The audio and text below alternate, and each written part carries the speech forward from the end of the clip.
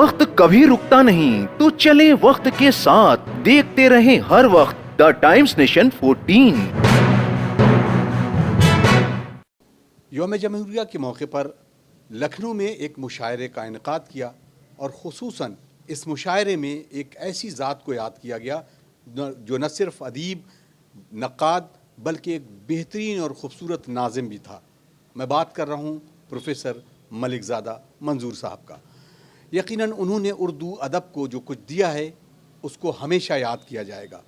इस मुशायरे में शुआरा ने अपने कलाम तो पेश ही किए, ख़ास तौर से उर्दू की तरक्की को लेकर अहम गुफ्तगू भी हुई। पेश है ये ख़ास रिपोर्ट। जश्न जमहूरिया के मौके पर लखनऊ के निशातगंज इलाके में वाक़ ऑल इंडिया कैफ़ी एकेडमी में एक मुशायरे और कवि सम्मेलन का आयोजन किया गया, जिसमें रियासत भर से शोरा इकराम की एक बड़ी तादाद ने शिरकत की और सामीन के ज़ौक़ समाअत के पेश नज़र अपने मखसूस और चुनिंदा कलाम को पेश किया।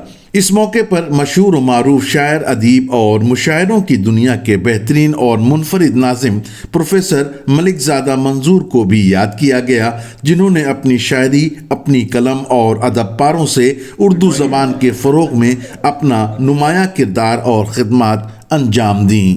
सबसे पहले तो मुबारकबाद पेश करूंगा मैं सैयद सईद मेहदी सरवत साहब को कि ये लखनऊ जो उर्दू का शहर है, पहले आपका शहर है, लताफ़तों का शहर है, मोहब्बतों का शहर है, नज़ाकतों का शहर है, गज़ल का शहर है, मसनवी का शहर है, मरसिए का शहर है और मुशायरों का शहर है। यहाँ यौम जमहूरियत के मुशायरे राजभवन में होते थे, गवर्नर हाउस में होते थे और उसके बाद यूनिवर्सिटीज़ में होते थे और शहर में फिर दूसरी अंजुमनें भी करती थीं। उनका सिलसिला इस वक्त रुक गया था और इस बार फिर शुरू किया तो कैफ़ी एकेडमी जो है मुबारकबाद के मुस्तहिक है। और ये जो दोबारा जो है वो उसका आहिया हुआ है, नशत सानिया मुशायरों का हुआ है। मुझे लग रहा है कि मलिक ज़ादा मंजूर अहमद के बनाए हुए मुशायरे एक ऐसी यूनिवर्सिटी हैं जहाँ डॉक्टर नहीं बनते, इंजीनियर नहीं बनते, मगर इंसान बनते हैं। हिंदुस्तान की नई तश्कील के लिए हमें इंसान की ज़रूरत है, शहरी की ज़रूरत है और एक मुकम्मल नेशनलिटी की ज़रूरत है। वो काम प्रोफेसर मलिक ज़ादा मंजूर अहमद ने किया है। उर्दू ज़बान जो है वो चूँकि गज़ल का एक समाई कल्चर है, तो मुशायरे जो हैं वो जितना अट्रैक्ट करते हैं, कहीं दंगा फसाद हो रहा हो, एक मुशायरा कर दीजिए, अमन व अमान में बदल जाएगा। ये मुशायरे का बहुत बड़ा कारनामा है और शायद इसीलिए उर्दू से नफ़रत की अगर कहीं फ़िज़ा बन रही हो और मुशायरा हो जाता है तो सब लोगों को लगता है कि उर्दू हमारी ज़बान है। तो जो उर्दू है वो इश्क़ व आशिक़ी की ज़बान है और वो इश्क़ जो है वो आप उसको उन इश्क़ के मानों में ना लीजिएगा जो बहुत महदूद होते हैं। मैंने भी ज़िंदगी में 2 इश्क़ एक साथ किए और अभी तक दोनों इश्क़ को मैं एक साथ निभा रहा हूँ। आज दोनों इश्क़ के मुज़ाहरे का मौका आया है और मेरे दोनों इश्क़ का नाम, एक का नाम हिंदुस्तान और दूसरे का नाम उर्दू, एक मादर वतन, एक मादरी ज़बान, और इन्हीं दोनों के इश्क़ का मुश्तरका नाम मुशायरा है। यौम जमहूरिया का जो मुशायरा है इसकी बुनियाद मौलाना आज़ाद ने रखी थी और 1950 से ये सिलसिला शुरू किया गया था। तो 76 बरस तो इस मुशायरे को, यौम जमहूरिया के मुशायरे को हो गए। जितना दिन हुए हैं जमहूरियत को कायम हुए उतना ही पुराना ये मुशायरा है और हिंदुस्तान के तूल अर्ज़ में ये मुशायरे मुनक़िद होते हैं। हिंदुस्तान के अलावा भी बाहर भी इस उन्वान से, यौम जमहूरियत के उन्वान से, जश्न जमहूरियत के तौर पर मुशायरे मुनक़िद होते हैं। तो अदब को चूँकि सियासत से बिल्कुल राब्ते में रखने का एक तरीक़ा ये था कि सियासत से करीब रहे अदब, तो सियासत महज़ब हो जाए, ये एक था मामला। लेकिन सियासत बहरहाल अपने असरात छोड़ती है, दूसरे के असरात कबूल नहीं करती है। तो ये एक थोड़ी सी प्रॉब्लम ज़रूर है, लेकिन उसके बावजूद अदब वाले जो अपनी ज़िम्मेदारी निभा रहे हैं, वो उनका जिगर ने तो बहुत पहले ऐलान कर दिया था कि उनका जो फ़र्ज़ है वो अहले सियासत जाने, मेरा पैगाम मोहब्बत है जहाँ तक पहुँचे। तो ये सियासत के साथ जो अदब की वाबस्तगी है वो इसीलिए है कि हम पैगाम मोहब्बत लेकर उतरे हैं और हर मंजिल पर ये कोशिश करते हैं कि मोहब्बत आम रहे और अदब का सिर्फ यही एक किरदार हो सकता है।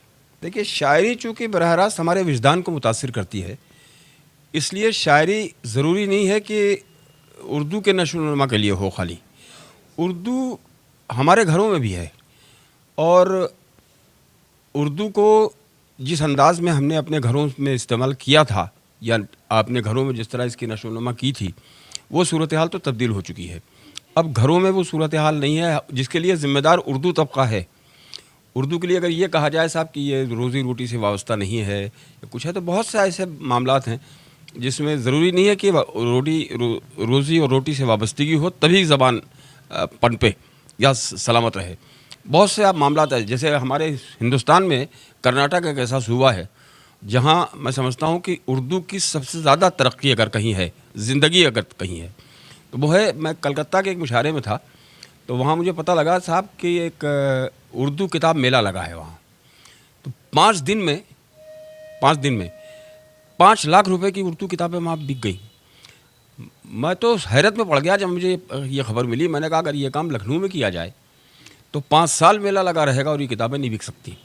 तो जो इलाके उर्दू के थे उनमें उर्दू नहीं है, जो नौआबादियाँ हैं उर्दू की, जहाँ जहाँ तसव्वुर नहीं किया जा सकता उर्दू के सिलसिले में, वहाँ उर्दू के लिए लोग बहुत मेहनत कर रहे हैं और बड़े खुलूस से उर्दू की परवरिश की जा रही है। तो उर्दू बहरहाल एक ज़बान ऐसी है जो सारे सितम सहने के बावजूद सलामत है और इंशाल्लाह सलामत रहेगी। कि अगर ज़बान से राब्ता कट जाएगा हमारी नई नस्ल का, तो बाकी चीज़ें जो हैं वो सानवी हैसियत रखती हैं। मेरे वालिद ने दुनिया में मुशायरों के फ़रोग़ में जो एक अदबी निज़ामत हो सकती है वो किया, और जितने बड़े मुशायरे हुए, चाहे हिंदुस्तान में हो चाहे हिंदुस्तान से बाहर हो, उसकी निज़ामत उन्होंने फरमाई। उर्दू तहरीक के सिलसिले में मैं सिर्फ इतना कहना चाहूँगा कि उनको एक जुनून था। वो जुनून ये था कि ज़बान से रिश्ता नई नस्ल का नहीं कटना चाहिए। इसके लिए उन्होंने जगह जगह पूरे उत्तर प्रदेश का दौरा किया, जगह जगह नुक्कड़ सभाएँ की, उर्दू के फ़रोग़ के लिए उन्होंने बहुत काम किया।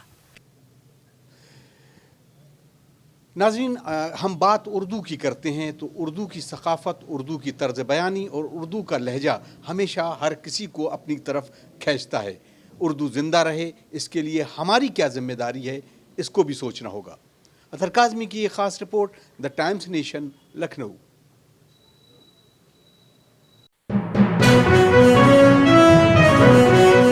देखते रहें हर वक्त द टाइम्स नेशन 14।